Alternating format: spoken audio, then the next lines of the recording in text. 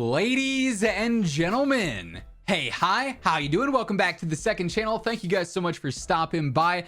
Obviously, throughout Warzone's history so far, we've seen a bunch of different style maps dating back to Warzone 1 with obviously standard battle royale and Verdansk on Caldera, through now with Resurgence. We've seen Rebirth, we've seen Fortune's Keep, Vondel, our newest map, Albion Fortress. And so with that being said, today I wanted to go through and rank every single Warzone map that we've seen so far for Battle Royale and Resurgence combined. As we get into it, if you enjoyed the video, do me a favor, drop a like on it. And if you're new to this channel, be sure to hit that subscribe button as well to know whenever I post a new video. So on Tier Maker here, I've gone through and built this one with all the various different maps that we've seen so far. We're up to what? 1, 2, 3, 4, 5, 6, 7, 8, 9 maps in total that we've seen for Warzone, which honestly seems like a lot considering Warzone's lifespan so far. But we're starting first with the OG. This is Verdansk back in the Modern Warfare 2019 era. So this is obviously when downtown was more established. The stadium was closed for the majority of it, but then opened towards season 5 there. We also had like the dam area up towards the top left, which was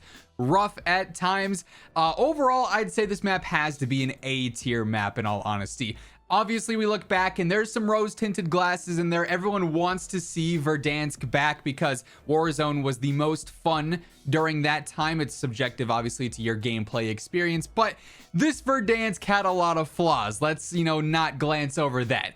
The wide open areas, like in the riverbeds, really rough to navigate. There were some very one-sided areas, like for instance downtown, which had the very tall buildings. And how do you access those? Oh, 16 flights of stairs, and that's the only way. There weren't zippies here a ton. There weren't the redeploy balloons to navigate things like that. It was definitely rough in some ways for sure. Also the lighting with the rose skin and everything was tough at times. There were some flaws to Verdansk, but also the gameplay was definitely nostalgic and definitely flowed well at the same time. So it's got to be an A tier map for me. Now, Ashika Island, the first Resurgence map for Warzone 2. I'm glad that we've had additional ones now to really help compare to this, because initially when Ashika dropped, I was a really big fan of it. Maybe that's just because it wasn't all Mazra with the original Warzone 2 gameplay, which was slow and clunky. It's obviously still slow and clunky compared to Warzone 1, but Warzone 2 at launch, that gameplay is very different from now, where it's a bit more smooth.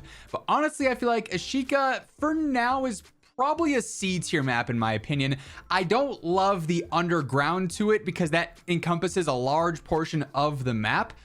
So zones can be really awkward when having players on the normal surface and having players underground. Also, a big drawback for me on Ashika is the lighting. I don't like the overcast that much. I think it would be a lot more fun to play if it was a bright sunny day. So to me, Ashika, not really my cup of tea.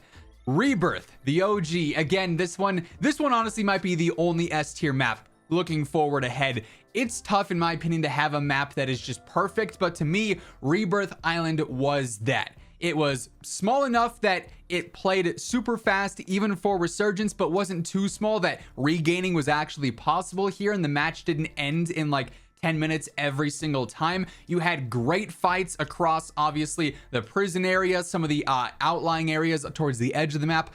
Rebirth Island, I think, is like peak Warzone Resurgence style gameplay. Such a fun map, and really I'm only having the one version of it here between Cold War and then like the Vanguard era as it sort of evolved, because we saw some changes to it, but they weren't super drastic, like obviously Verdansk to Verdansk 84, which we'll get to here in a bit. But yeah, Rebirth I absolutely loved. Next up, we got Fortune's Keep. I think this is this one's a tough one. I don't know if Fortune's Keep was as good as Verdansk. It's definitely better than Ashika, so naturally I feel like it has to be a B tier map so far.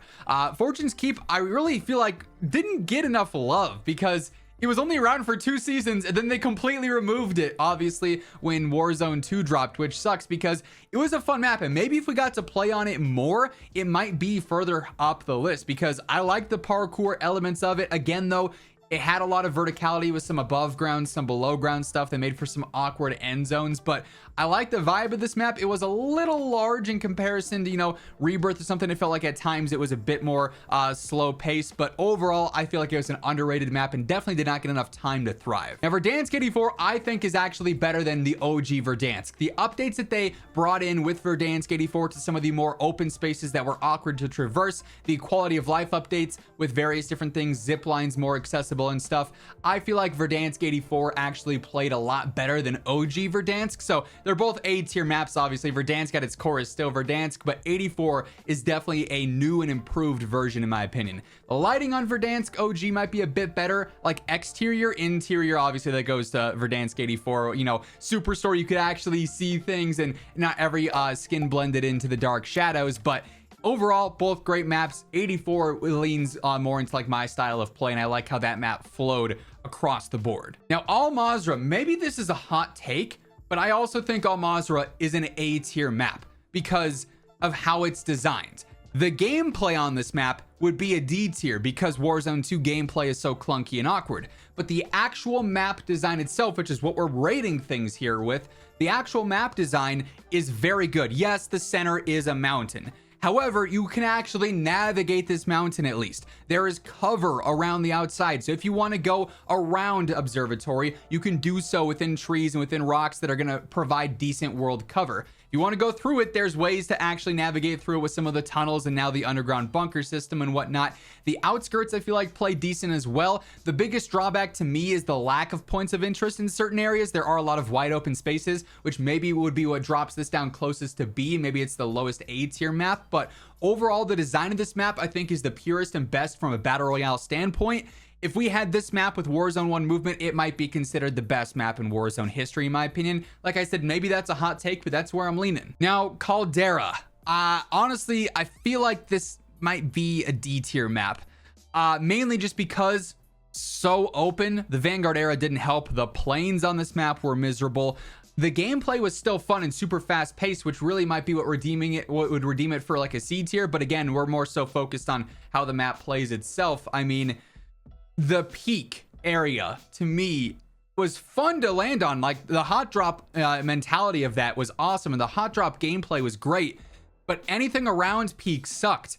You were always running uphill basically if the zone was anywhere near peak, and everywhere around the peak area, wide open fields, very little cover, very little loot. Just wasn't all that great until it was actually built out in some of the later seasons. To me, Caldera really could have been so good if there was more to the map than just the big fields, and the verticality was really overwhelming on this map, which I was not a fan of. Now, our newest map, Albion Fortress. This one is really tricky. I feel like this one, it probably is going to be a C tier map as well. The actual fortress area, if it was just fortress, would be a great Resurgence map. Maybe almost too small though, because the matches die out instantly. Everyone is so confined to just the fortress area because of how the zones play that all your loot and all your loadouts are right on top of each other the entire time, which means squads just get wiped by like zone 2. So there's not really much of a match that gets to play out. And if the zone isn't focusing on Albion Fortress, it's water or wide open fields that aren't even a part of the map, which just sucks. So bit of an oversight with this map. I don't feel like this might have been the best point of interest for standard Resurgence gameplay, which is probably a big drawback for it. Then lastly, we've got Vondel, which honestly I would say is an A tier map as well. Tough to say if I think it's better than Al Mazrah because they play so differently, but I love the pacing of Vondel. It is phenomenal, by far the best Resurgence map in Warzone 2.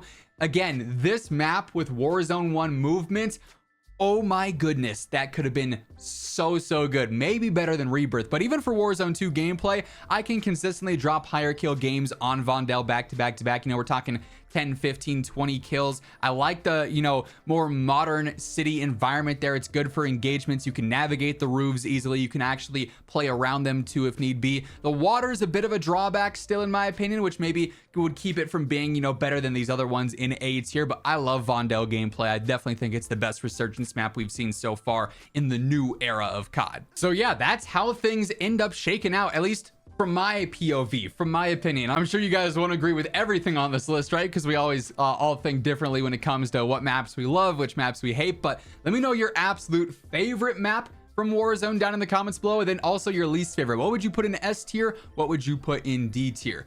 I feel like, you know, even Caldera as a D tier map isn't awful. We obviously played it and I, you know, put up with it for the year that it was live, and I didn't absolutely hate it, but in comparison, there are some maps that I definitely enjoyed more. And man, Rebirth, peak Rebirth gameplay, so good. But that's gonna wrap things up. If you enjoyed the video, do me a favor, drop a like on it. And if you guys are new here, be sure to hit that subscribe button on your way out. But once again, thank you so much for tuning in. And until next time, take it easy. Have an awesome rest of your day. And I will catch you guys later. Peace out.